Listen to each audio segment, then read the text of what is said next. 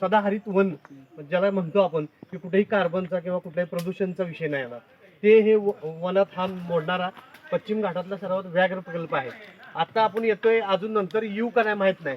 त्यांचं हिथून ते ओढ्यापर्यंत फक्त जाणार आहे, तिथनं पुढे कधी सोडणार नाही अशी गत होणार आहे. जर आपल्या इथं टायगर जर आला, 92 पासून आपल्या इथं टायगर नाहीये, पण 92 नंतर आता टायगर प्रकल्प झाला की टायगर सोडणार. ते बघणार कसं बघताय की झाडे झाडे सरळ रेषेत गेलेत बघा, स्ट्रेट. ही स्ट्रेट काय गेले, सूर्यप्रकाश वरून खाली येतच नाही, वरून खाली येत नाही. त्याच्यामुळे हे सूर्यप्रकाश घेण्यासाठी आंब्याचं झाड सुद्धा एक 90 अंश एकदम वळंब्यात वरती गेलेलं आहे. तुम्ही इकडचं सगळे बघा. आता तुम्ही ज्या किल्ल्यावर आला, हा वनदुर्गामध्ये मोडणारा किल्ला. वैशिष्ट्य म्हणजे हा खास तुरुंगासाठी, म्हणजे इथे कैदी ठेवण्यासाठी हा गड. पहिल्यांदा हा गड जावळीच्या मोऱ्यांकडे होता. त्याच्या आधी हा आपल्याला या चगदेव भागात मिळालेली आहे. म्हणजे ती साईज केवढी आहे बघा. आणि कमीत कमी 12 फूट, आम्ही असे 8 जण 10 जण असे अजगर धरलं होतं. म्हणजे 12 फूट अजगर इथे आहे.